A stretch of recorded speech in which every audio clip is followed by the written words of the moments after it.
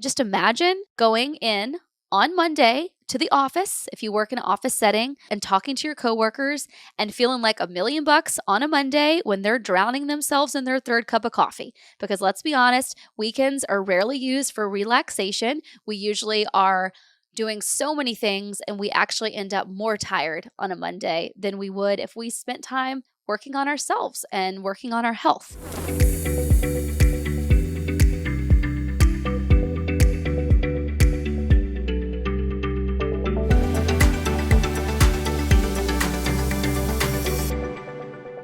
Welcome back, you guys, to another episode of Beyond the Scale. It is a new year, which a lot of times means new goals. Not a new you, same you, but maybe different goals, different things that you want to accomplish this year, maybe some tips and tricks that you want to learn or take away. Maybe there are a few things that you want to do better in the new year, and that's what I am here to help you with today. So I have come up with 9 tips for starting off the new year on the right foot. And these are 9 things that I came up with that I've actually done or that I am doing right now to make my life easier. And I'm a mom, a multi-business owner, a dreamer, a doer. I am all the things right now. So I am aiming to simplify my life however I can. And usually I do that when it comes to my fitness, nutrition, and routine. And those are all things that I can control. Those are areas that I am in control of. And let's be honest, in a world where we feel like a victim to so much uncertainty, being in control is empowering. So let's lean into that and be the freaking boss this year when it comes to taking control of your health. So let's get started. My first category is fitness, and my number 1 is commit to a number of workouts a week that you can actually do, that you can actually accomplish. So I hate it when people say, I'm going to work out every single day or I'm going to move every single day, because let's be real, things are going to happen and you're going to not be able to work out that day. And then you're going to be thrown off for the rest of the week. You're going to feel like you didn't accomplish anything, and then you might feel forced to start over. So let's set realistic expectations for how many times we can actually work out each week. So I'm going to suggest aiming for 3 to 4. And if you're able to do 5 to 6, then that's a bonus. Like, that's great. You're able to do more than you set out to do. You're able to do more than your initial goal. And if you have a super busy schedule, or you're a mom to multiple children, like, it's hard to fit it all in during the week. So let's go all in on the weekends. I just suggested this to a girlfriend of mine the other day. So she works remotely. However, she's very confined to her computer between the hours of 7:30 and 5 p.m. And it doesn't allow her much flexibility to make it to Fit Body Bootcamp, which is where she goes to work out. And so I said to her, well, what if you went all in on the weekends? Like, what if on Saturday and Sunday, you were definitely getting your workout in on Saturday and Sunday, and then you tried to add 1 or 2 days during the week where you could realistically work out? And it might be tough. Those 2 days, you might have to get up extra early, or you might have to stay up a little later those nights. But if you go all in on the weekends, you at least know, okay, we don't have work on Saturday and Sunday, and I have the flexibility in my schedule to take on exercise those 2 days. So let's go all in on the weekends. And then just imagine going in on Monday to the office, if you work in an office setting, or even virtually, and talking to your coworkers and feeling like $1,000,000 on a Monday when they're drowning themselves in their third cup of coffee. Because let's be honest, weekends are rarely used for relaxation. We usually are doing so many things, and we actually end up more tired on a Monday than we would if we spent time working on ourselves and working on our health. So that's my number 1 tip, is set a realistic expectation when it comes to how many times you can work out each week. I'm setting a goal of 3 to 4, and if I get anything over that, then that's a bonus. That's a win. Number 2, find an accountability buddy. Studies have shown it's a lot more fun and a lot more effective when you work out with a friend and you have somebody to hold you accountable. It improves performance, and it actually can double the amount of time that you actually spend working out when you work out with a friend. This is why I love FitBody so much, because I actually fell in love with the accountability and the community before I actually fell in love with the workout. It was just that sense of feeling like these were my people, and if I don't show up, then they're going to ask where I am or they're going to give me a hard time. So finding that accountability buddy, I think, is a really smart idea, especially when you're starting a new program in the new year, because you're going to feel a little uncertain, a little uncomfortable, and just having somebody alongside your journey is going to help you keep going. And number 3, finding extra ways to add movement into your day. This might be just going for a walk with your dog or taking a walk with your family, using the steps instead of the elevator, parking at the end of the parking lot instead of right by the front door when that spot is available, if it's not too cold. Just finding these extra ways to incorporate movement into your day that are outside of your scheduled exercise. So those are our first 3, and those are around your fitness routine in the new year. My next category is nutrition. And we all know that when it comes to our nutrition, there is not a one size all fits approach. There's many different things that you can do to maximize your nutrition productivity and what you're doing in the kitchen. And so my number 4 thing is grocery shopping and planning for the week. Now, this is not meal prepping, this is meal planning. I personally do not like to meal prep because I have found in so many cases where I prep for, let's say, 5 days on a Sunday, and then come Wednesday, I don't want what I had already prepped or what I had already planned to eat, which was already cooked and ready for me to eat, but I just didn't want it.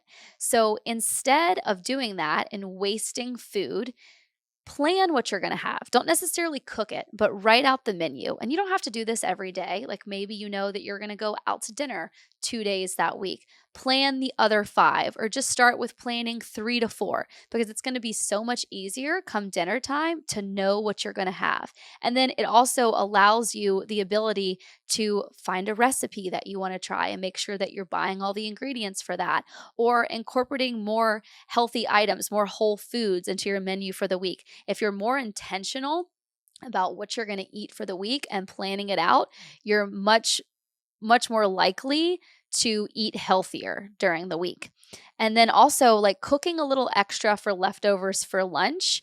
I sometimes feel like lunch is one of those meals where I tend to overeat or undereat. It's never like spot on perfect.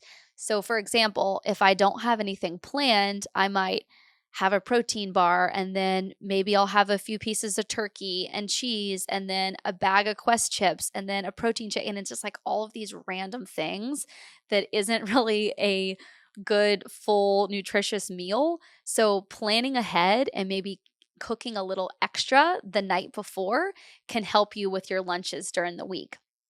My number 5, this one might ruffle a few feathers, but limiting alcohol intake. I like a good glass of wine, and back in the day, after a long day at work, I would split a bottle of wine with my husband on the couch watching Netflix, no problem. I used to love to do this until I had kids, and that is no longer the responsible thing to do, because you're just not going to feel like your best self the next day. You might have a headache.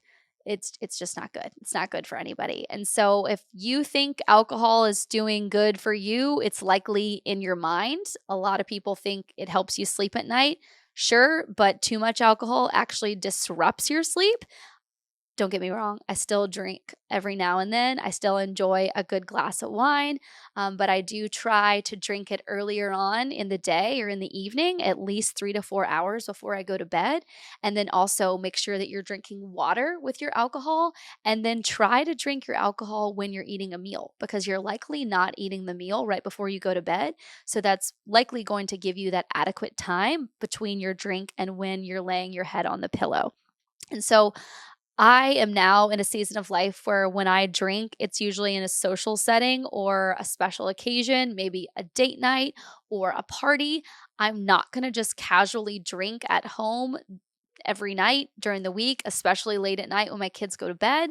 So if you're doing that, like maybe just thinking about why you're doing it and is there something that you can have in replacement of that? Like I recently started having a magnesium supplement in the evening. It's a little scoop that you put in your water. It tastes delicious and that helps me relax before bed. And that's kind of like my treat at night. So, thinking about something else that you could use to replace the glass of wine or the beer that you're having during the week and even on the weekends so that you can wake up feeling refreshed and ready to tackle the day. So those are my three when it comes to nutrition in the new year. And then our last one actually is supplementation. Number 6 is supplementation. And why are you taking supplements? There are so many supplements out there. Oh my gosh. Like all the pills and the potions, I get overwhelmed, and I know my listeners do too. There have been many times where I spend money on certain things that I never actually take all of, so I never actually see the benefit. Does that sound familiar to you guys? I don't have time to take a bunch of supplements, and I don't make time to take a bunch of supplements. It's not a priority for me. However, taking care of myself is. But I just don't want to take a bunch of supplements. And so I think that when we're looking at supplements, we need to first think about what we need and what we're missing.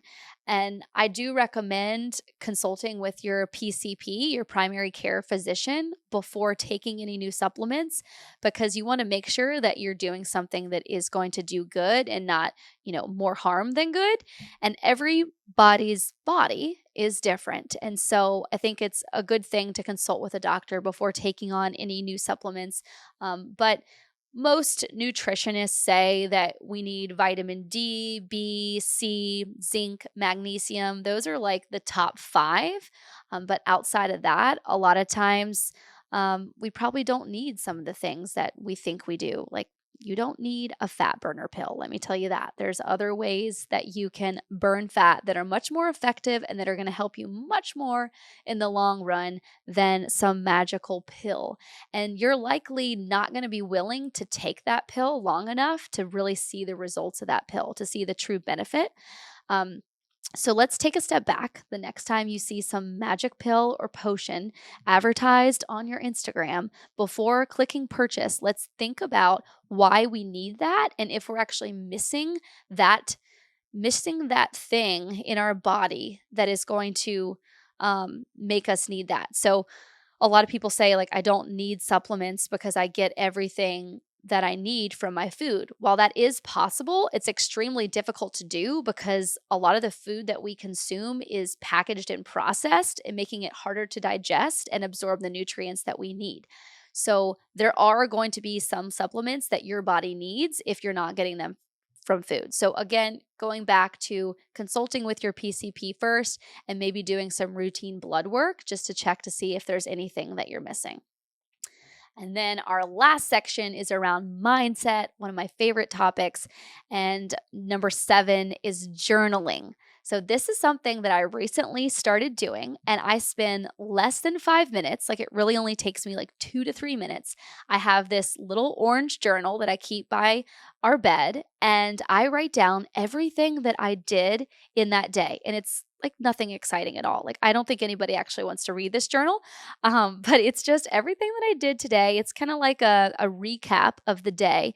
And by doing this, I'm able to pinpoint some really smart decisions that I made that day or not so smart decisions. And an example, this past Sunday, we went down to my grandmother's house and I knew we were going after church and we had a few options for lunch. And one of the options was we could go through a drive-through after church on the way to her house.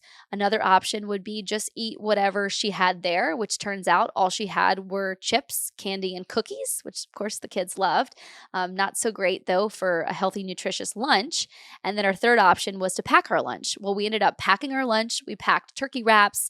I packed a peanut butter sandwich for the kids, some Quest chips, an orange, an apple, and our waters, of course. And I'm so glad that we did that because when I got there, we didn't have anything nutritious, any whole foods for lunch, and we were prepared. And so I had written down in my journal, packed our lunches for my grandmother's house.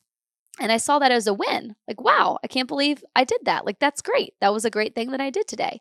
And so I think just writing things down helps you reevaluate what you're doing in your day and how can you make smarter decisions each day. And that was just an easy thing that we did.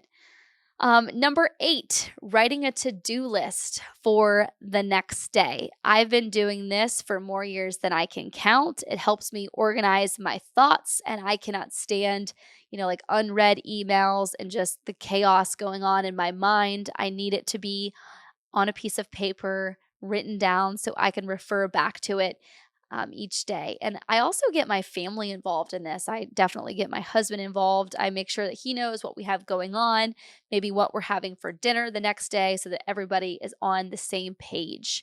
And then by doing this, you can also see, when do I have time to focus on me this day? When do I have time to exercise this day? And maybe tomorrow is not going to be that day. Maybe tomorrow you just don't have a chance to get in that 30-minute workout. Well, then you know that you're going to be able to do it another day. I am a firm believer in failing to plan is planning to fail. And this is applicable in so many areas of your life.